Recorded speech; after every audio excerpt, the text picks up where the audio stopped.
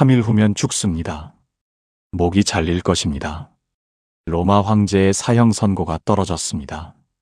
그날 밤 차가운 감옥 바닥, 쇠사슬에 묶인 채 한 남자가 편지를 씁니다. 떨리는 손으로 어둠 속에서 죽음을 사흘 앞두고. 그런데 그가 쓴 내용을 보는 순간 저는 전율했습니다. 내게 능력 주시는 자 안에서 내가 모든 것을 할 수 있느니라. 잠깐, 뭐라고요? 3일 후 죽을 사람이, 쇠사슬에 묶인 사람이, 한 푼도 없는 사람이 모든 것을 할 수 있다고요? 미쳤습니까? 현실 도피입니까? 긍정적 사고 게임입니까? 아닙니다. 여러분, 저는 30년간 목회했습니다. 15년은 미국에서, 15년은 한국에서, LA 한인타운에서, 시카고 교민교회에서, 뉴저지 작은 예배당에서, 서울 강남에서, 부산 해운대에서, 대구 중심가에서 그 30년 동안 제가 수백 번 목격한 것이 있습니다. 이 한 문장, 빌립보서 4장 13절, 이 한 문장이 진짜라는 것을, 실제로 작동한다는 것을 노숙자 쉼터에 있던 세탁소 사장님이 일어섰습니다. 3억 원 생겼는데 불면증에 시달리던 권사님이 회복되었습니다. 췌장암 말기, 의사가 포기했던 장로님이 지금 살아계십니다. 사업 망하고 7년 바닥 헤매던 집사님이 다시 일어섰습니다. 등록금 이틀 앞두고 절망하던 어머니에게 기적이 일어났습니다. 이것들은 제가 지어낸 이야기가 아닙니다. 제가 직접 본 것들입니다.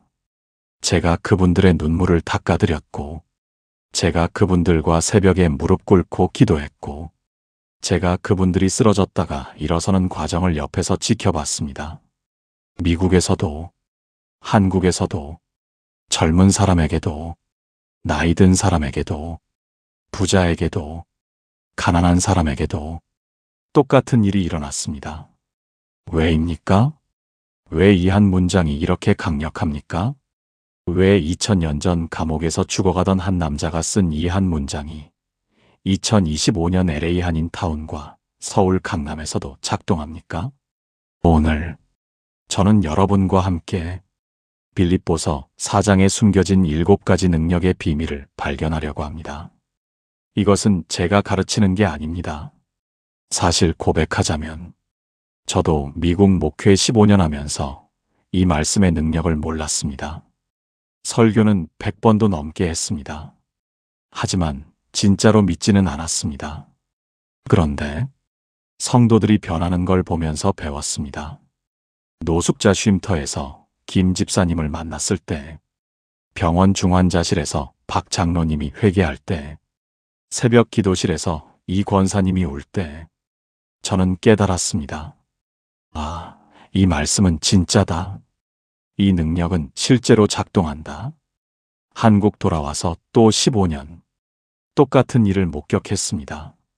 부산에서, 대구에서, 서울에서. 이제 저는 확신합니다. 이것은 신학 이론이 아닙니다. 이것은 검증된 능력입니다.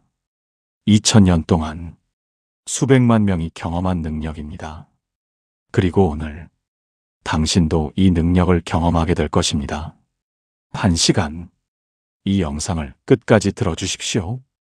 당신의 재정이 회복될 것입니다. 당신의 고난이 극복될 것입니다. 당신의 인생이 완전히 달라질 것입니다. 왜냐하면 이 말씀이 거짓말이 아니기 때문입니다. 함께 발견해 가시겠습니까? 그 전에 한 가지만 부탁드리겠습니다. 댓글로 지금 이 영상을 보고 계신 도시 이름 하나만 남겨주시면 정말 감사하겠습니다. 서울입니까? 부산입니까? 대구입니까? 뉴욕입니까? LA입니까? 시드니입니까? 도시 이름 하나만 남겨주십시오. 전 세계 어디서 하나님의 능력이 폭발하고 있는지 함께 확인하고 싶습니다. 자, 그럼 시작하겠습니다. 빌립보서 4장 13절입니다. 내게 능력 주시는 자 안에서 내가 모든 것을 할 수 있느니라.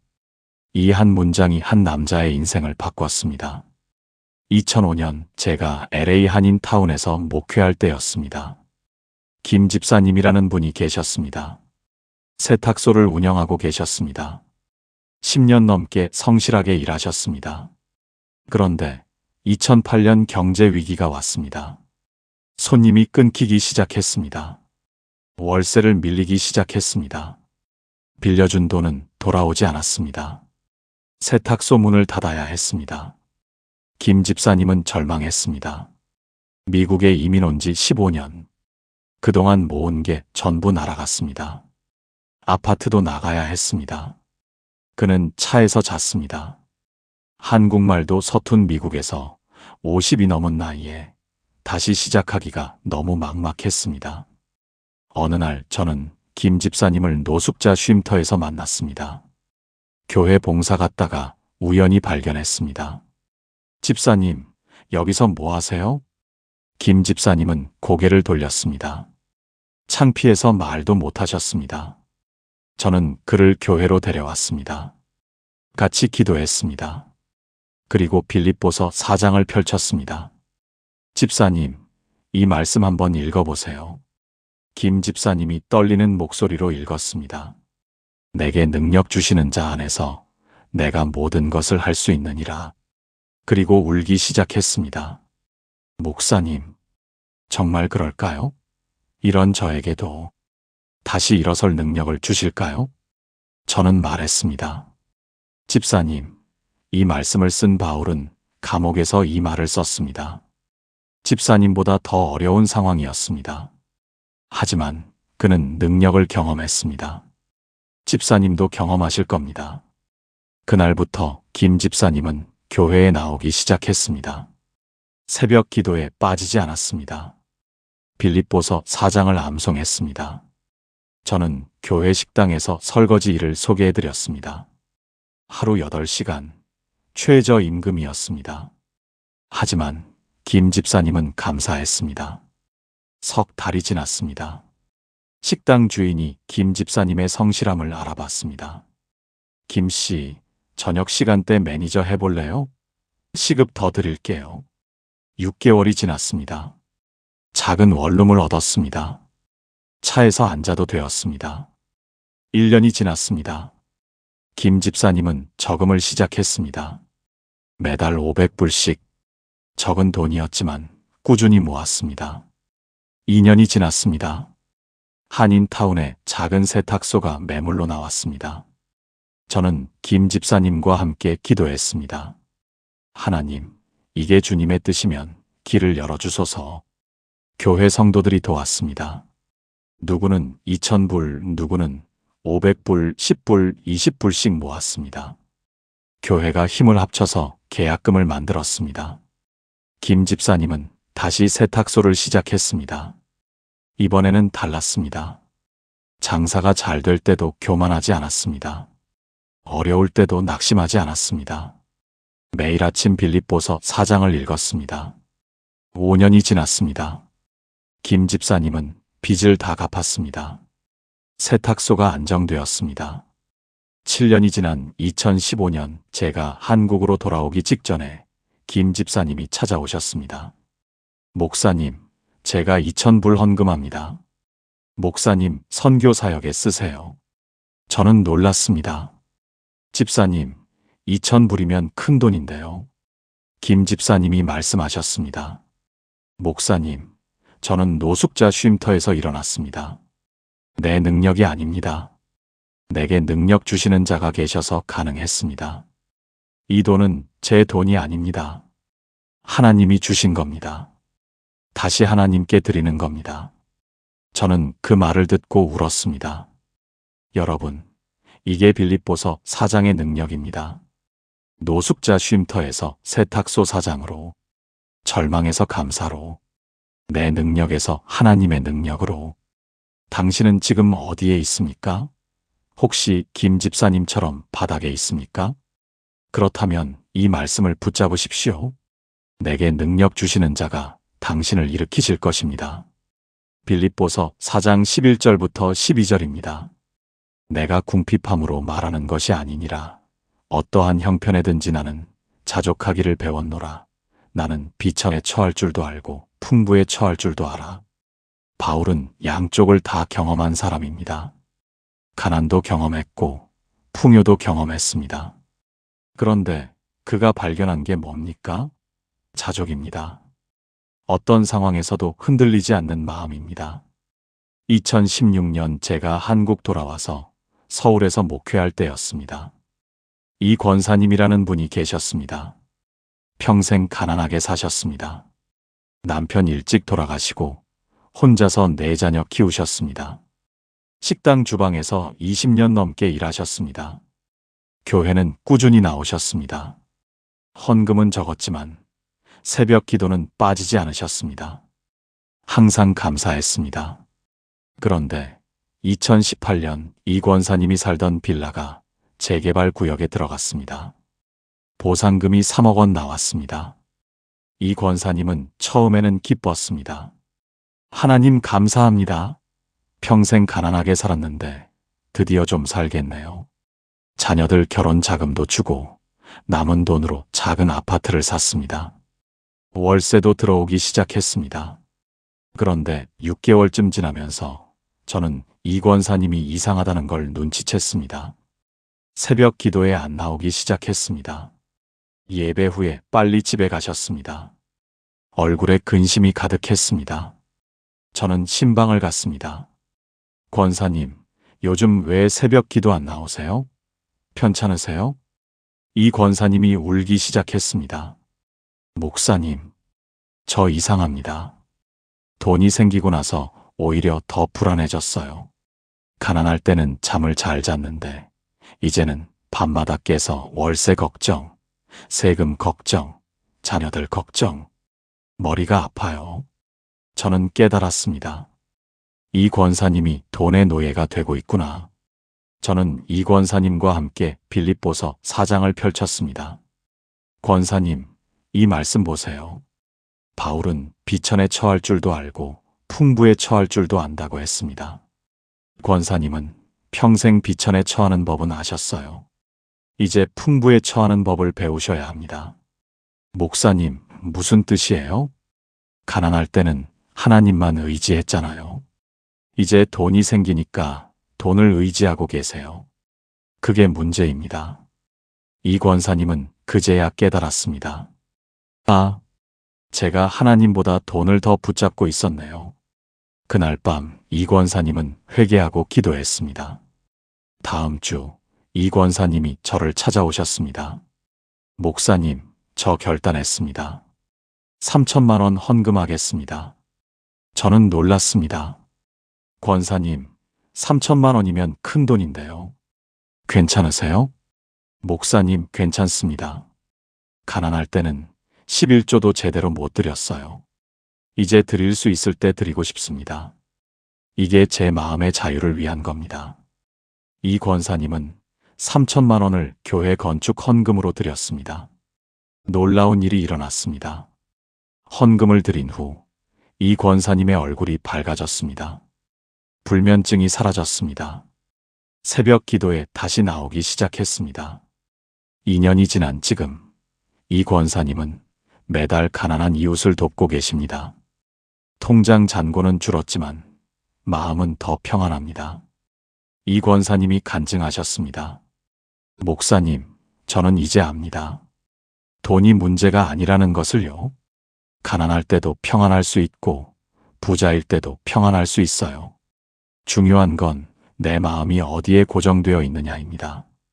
제 마음은 이제 하나님께 고정되어 있습니다. 여러분, 이게 바울이 말한 자족입니다. 돈이 많든 적든, 건강하든 아프든, 성공하든 실패하든 상황이 나를 지배하지 않는 것. 당신은 지금 무엇이 당신을 지배하고 있습니까? 빌립보서 4장 13절을 다시 보겠습니다. 내게 능력 주시는 자 안에서 내가 모든 것을 할 수 있느니라. 모든 것입니다.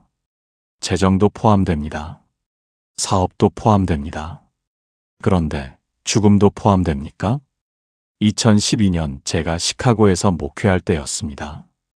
박 장로님이라는 분이 계셨습니다. 61세셨습니다. 건강하셨습니다. 담배도 술도 안 하셨습니다. 골프도 치시고 건강관리 잘 하셨습니다. 그런데 어느 날 건강검진에서 췌장암 진단을 받았습니다. 의사가 말했습니다. 스테이지 4입니다. 많이 진행되었습니다. 항암 치료를 해도 1년 정도입니다. 박 장로님은 그날 교회로 바로 오셨습니다. 저를 보자마자 무너지셨습니다. 목사님, 저 췌장암이래요. 1년밖에 못 산대요. 저도 충격을 받았습니다. 같이 울었습니다. 같이 기도했습니다. 그런데 기도하면서 박 장로님의 기도를 듣고 저는 더 놀랐습니다. 하나님, 왜입니까? 제가 뭘 잘못했습니까? 저는 평생 교회 섬기고 11조 드리고 선하게 살았는데 왜 저한테 이런 일이 일어납니까? 원망이었습니다. 분노였습니다. 다음 주부터 박 장로님은 교회에 안 나오셨습니다. 전화에도 안 받으셨습니다. 석 달 후 사모님이 박 장로님을 신방하고 와서 말했습니다. 여보, 박 장로님 상태가 심각해요. 머리카락 다 빠지고 몸무게도 엄청 줄었어요. 그런데 더 심각한 건 영적 상태예요. 완전히 하나님을 원망하고 계세요. 저는 다시 신방을 갔습니다. 강제로 문을 열고 들어갔습니다. 박 장로님은 소파에 누워 계셨습니다. 아주 수척해지셨습니다. 장로님, 저 왔어요. 같이 기도해요. 목사님, 기도 안 해요. 소용없어요. 저는 그냥 빌립보서 4장을 소리내어 읽기 시작했습니다. 내가 궁핍함으로 말하는 것이 아니니라. 어떠한 형편에든지 나는 자족하기를 배웠노라. 내게 능력 주시는 자 안에서 내가 모든 것을 할 수 있느니라. 박 장로님이 눈물을 흘리기 시작했습니다. 목사님, 모든 것이라는 게 죽는 것도 포함됩니까? 저는 대답했습니다. 장로님, 바울은 이 말씀을 쓰고 3일 후에 죽었습니다. 바울에게 모든 것은 살아있는 것도 죽는 것도 포함했습니다. 박 장로님이 말씀하셨습니다. 목사님, 저는 하나님을 믿은 게 아니었나 봅니다. 저는 축복을 믿었어요. 하나님이 저를 잘 살게 해주실 거라고 믿었어요. 그런데 이렇게 되니까 모든 게 무너지네요. 저는 말씀드렸습니다. 장로님, 지금이 진짜 하나님을 믿을 기회입니다. 건강할 때 믿는 건 믿음이 아닙니다. 죽음 앞에서도 믿는 것, 그게 진짜 믿음입니다. 그날 박 장로님과 저는 밤늦게까지 기도했습니다. 박 장로님이 회개하셨습니다. 하나님, 용서하십시오. 저는 주님을 사랑한 게 아니라 축복을 사랑했습니다. 이제 알겠습니다. 하나님, 저를 살리시든 데려가시든 주님의 뜻대로 하옵소서. 다음 주부터 박 장로님은 다시 교회에 나오기 시작했습니다. 항암 치료는 계속되었습니다. 고통스러웠습니다. 하지만 박 장로님의 영혼은 평안했습니다. 병원에서 같은 병실 환자들에게 기도해 주셨습니다. 간호사들에게 복음을 전하셨습니다. 6개월이 지났습니다. 정기 검사를 했습니다. 의사가 놀라서 말했습니다. 미스터 파크, 종양이 반으로 줄었습니다. 이건 거의 보기 힘든 케이스입니다. 1년이 지났습니다. 암이 거의 사라졌습니다. 2년이 지났습니다. 완전관의 판정을 받았습니다. 저는 2015년 한국으로 돌아왔지만 박 장로님과 계속 연락하고 있습니다. 지금 2025년 박 장로님은 여전히 건강하게 사십니다. 매주 화상으로 저와 기도 모임을 합니다. 박 장로님이 늘 하시는 말씀이 있습니다. 목사님, 제가 받은 진짜 기적은 암이 치유된 게 아닙니다. 죽음 앞에서도 평안할 수 있게 된 것, 그게 진짜 기적입니다. 내게 능력 주시는 자 안에서는 죽음조차도 두렵지 않습니다.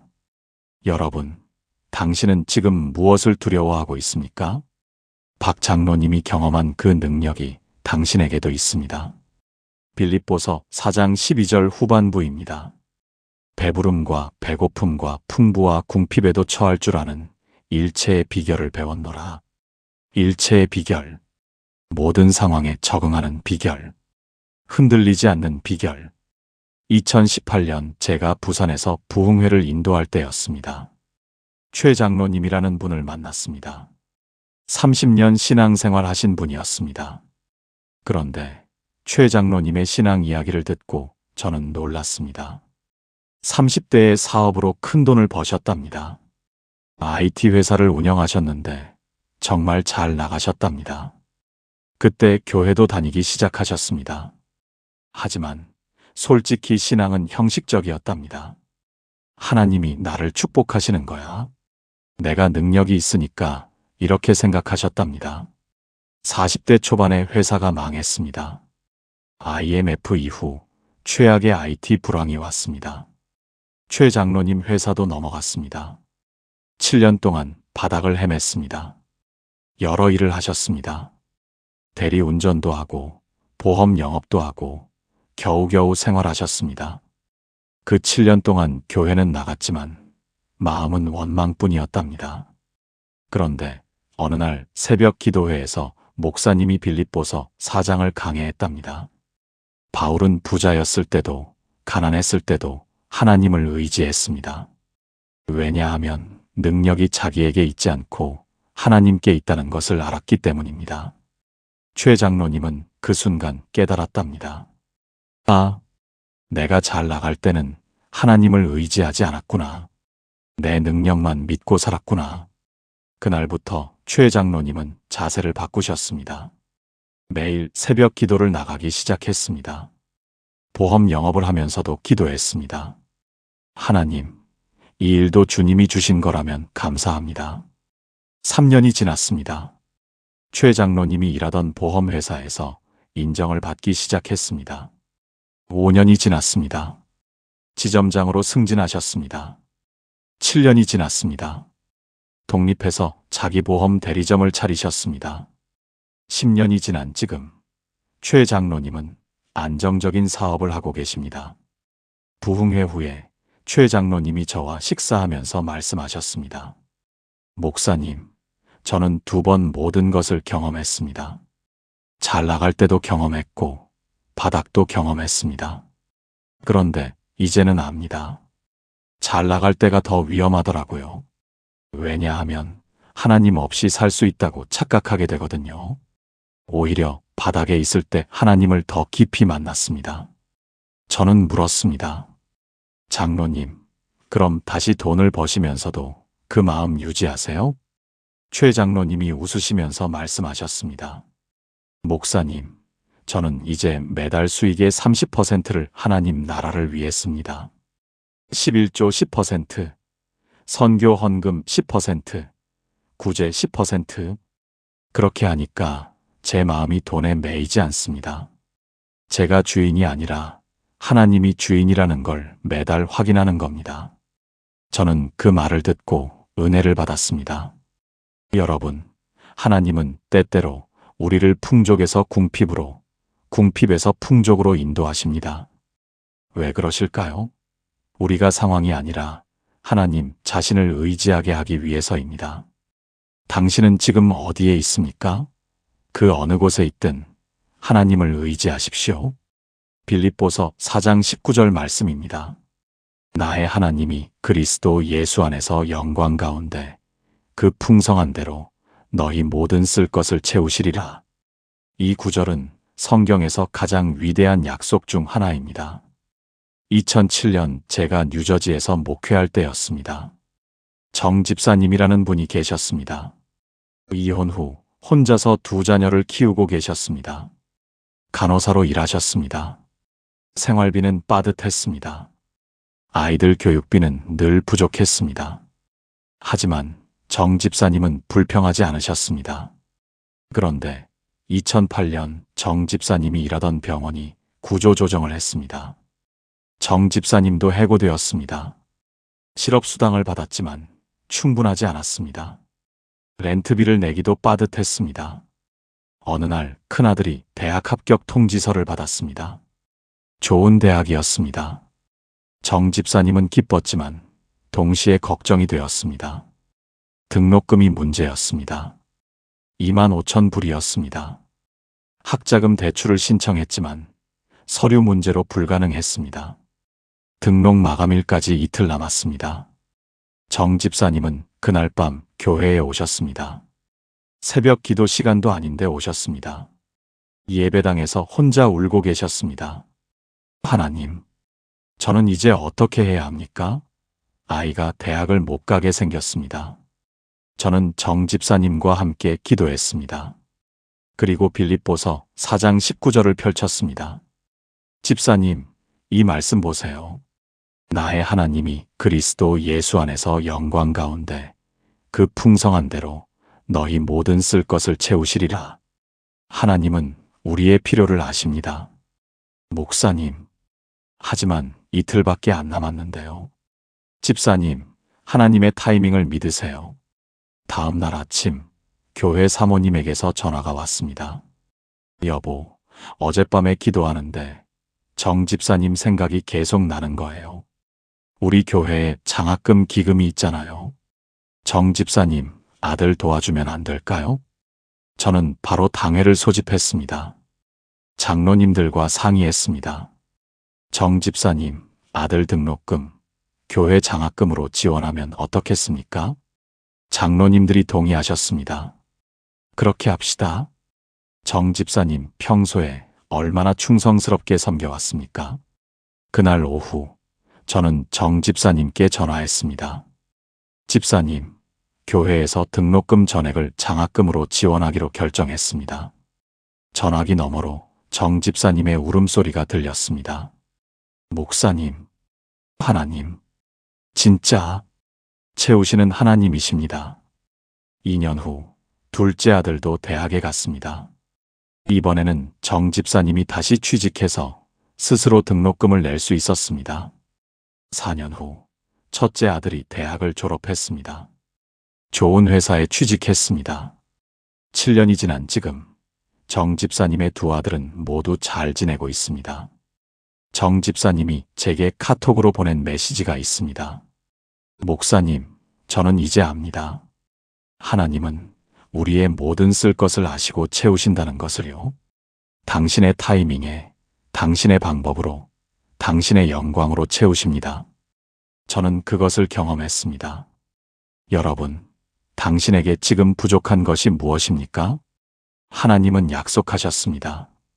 나의 하나님이 그리스도 예수 안에서 영광 가운데 그 풍성한 대로 너희 모든 쓸 것을 채우시리라.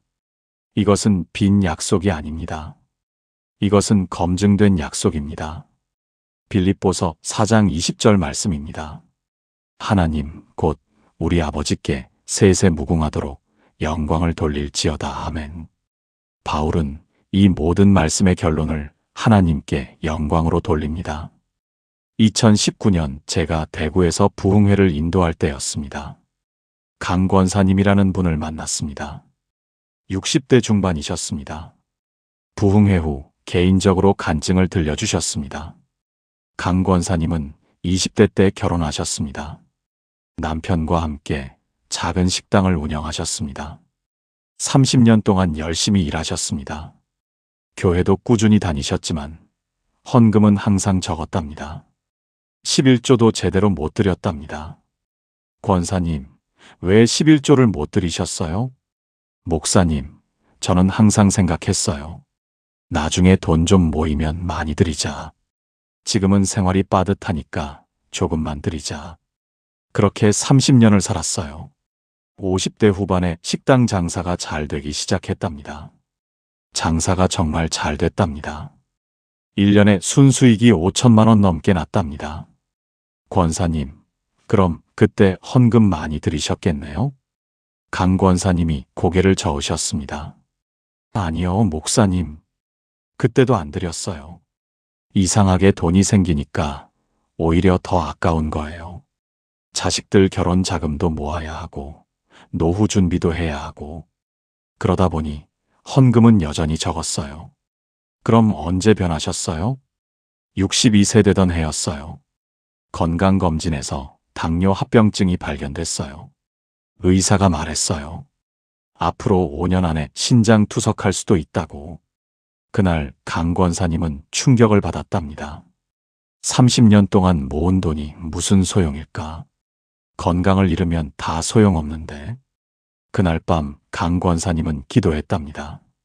하나님, 제가 30년 동안 교회 다니면서 정작 주님께는 인색했습니다. 용서하십시오. 그리고 결단했답니다.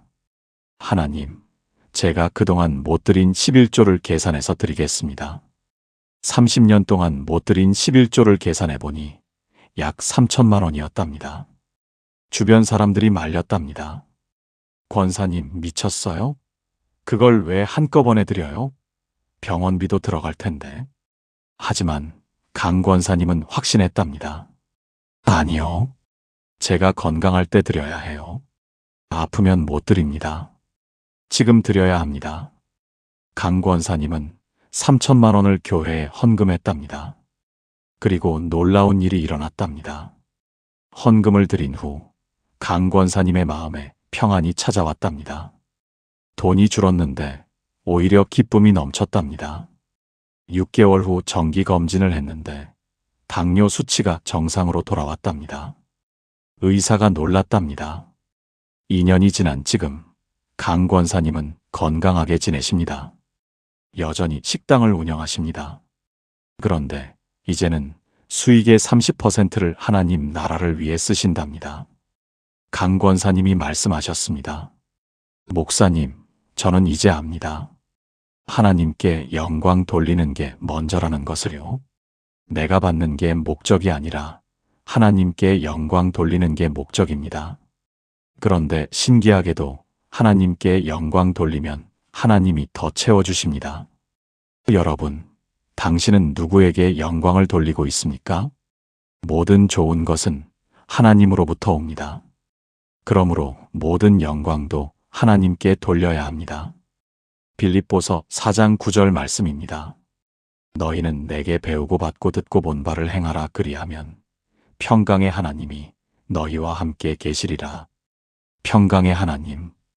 이것이 바울이 경험한 하나님입니다. 여러분, 사실 고백하자면 오늘 제가 나눈 간증들은 다른 사람들 이야기만이 아닙니다. 제 이야기이기도 합니다. 저는 30년 전 20대 후반에 미국으로 건너갔습니다. 신학을 공부하고 목회를 시작했습니다. 처음 10년은 정말 힘들었습니다. 영어도 서툴렀고 미국 문화도 낯설었고 한인 교회 성도들도 적었습니다. 월급이 2,000불밖에 안 됐습니다. 아내와 두 아이를 먹여 살리기가 빠듯했습니다. 저는 그때 많이 불평했습니다. 하나님, 왜 저를 이렇게 힘들게 하십니까? 한국에 있었으면 더 편하게 목회했을 텐데. 그런데 어느 날 새벽 기도하다가 빌립보서 4장을 읽게 되었습니다. 내게 능력 주시는 자 안에서 내가 모든 것을 할 수 있느니라. 그 순간 제가 깨달았습니다. 아, 내가 지금까지 내 능력으로 목회하려고 했구나. 내 실력으로, 내 계획으로, 내 힘으로. 하지만 이제는 달라져야겠다. 내게 능력 주시는 자를 의지해야겠다. 그날부터 저는 자세를 바꿨습니다. 설교 준비할 때도 기도부터 했습니다. 신방 가기 전에도 기도했습니다. 모든 것을 하나님께 맡겼습니다. 놀라운 일이 일어났습니다. 교회가 조금씩 성장하기 시작했습니다. 성도들이 1명씩, 2명씩 늘어났습니다.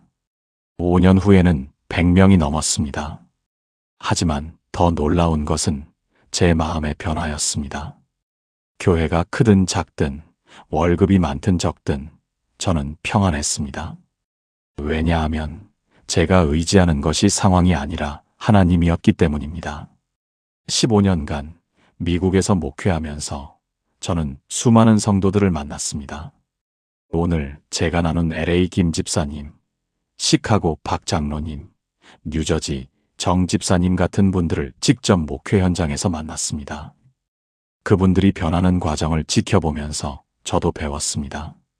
아, 빌립보서 4장은 진짜다. 이 능력은 실제로 작동한다. 2015년 저는 한국으로 돌아왔습니다.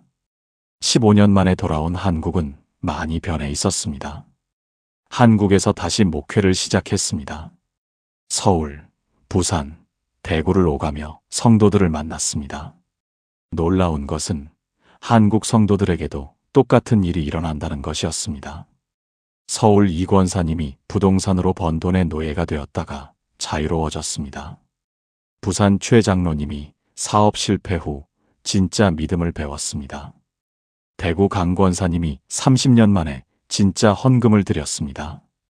미국이든 한국이든 나이가 많든 적든 남자든 여자든 빌립보서 4장을 붙잡은 사람들에게는 똑같은 일이 일어났습니다.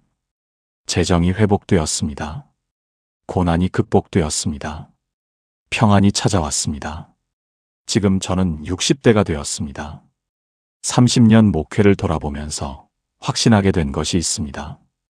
빌립보서 4장 13절, 내게 능력 주시는 자 안에서 내가 모든 것을 할 수 있느니라. 이것은 진짜입니다. 이것은 작동합니다. 이것은 당신의 삶에도 적용됩니다.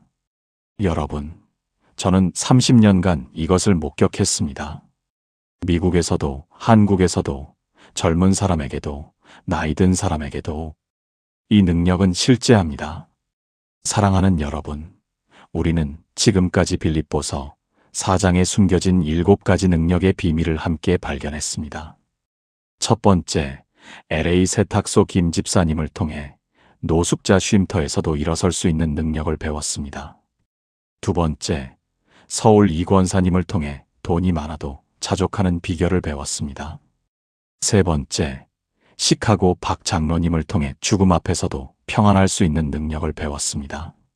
네 번째, 부산 최 장로님을 통해 풍족과 궁핍 양쪽에서 하나님을 의지하는 믿음을 배웠습니다. 다섯 번째, 뉴저지 정 집사님을 통해 하나님이 우리의 모든 쓸 것을 채우신다는 것을 배웠습니다. 여섯 번째, 대구 강권사님을 통해 하나님께 영광 돌리는 것이 먼저임을 배웠습니다. 일곱 번째, 제 30년 목회 경험을 통해 이 모든 것이 실제로 작동한다는 것을 확인했습니다. 이 모든 것의 핵심이 무엇입니까? 내게 능력 주시는 자 안에서 내가 모든 것을 할 수 있느니라. 여러분, 이것은 단순한 격려의 말이 아닙니다. 이것은 검증된 능력입니다. 미국에서 15년, 한국에서 15년, 총 30년 동안 제가 목격한 것들이 이것을 증명합니다. 서로 만난 적도 없는 사람들, 다른 나라, 다른 문화, 다른 배경을 가진 사람들이 모두 똑같은 경험을 했습니다. 빌립보서 4장의 말씀을 붙잡았을 때 실제로 재정이 회복되었고, 실제로 고난이 극복되었고, 실제로 평안이 찾아왔습니다. 당신도 이것을 경험할 수 있습니다. 지금 이 순간 당신이 어떤 상황에 있든, 어떤 문제를 안고 있든, 어떤 고난을 겪고 있든 이 말씀을 붙잡으십시오. 내게 능력 주시는 자 안에서 내가 모든 것을 할 수 있느니라. 이것을 매일 고백하십시오. 이것을 매일 암송하십시오. 이것을 매일 믿으십시오. 그러면 당신도 김 집사님처럼 일어설 것입니다. 당신도 이권사님처럼 자유로워질 것입니다. 당신도 박 장로님처럼 평안을 누릴 것입니다. 왜냐하면 당신 안에 능력 주시는 자가 계시기 때문입니다. 그 능력이 지금 이 순간에도 당신 안에서 역사하고 있습니다. 믿으십니까? 그렇다면 함께 기도하시겠습니까?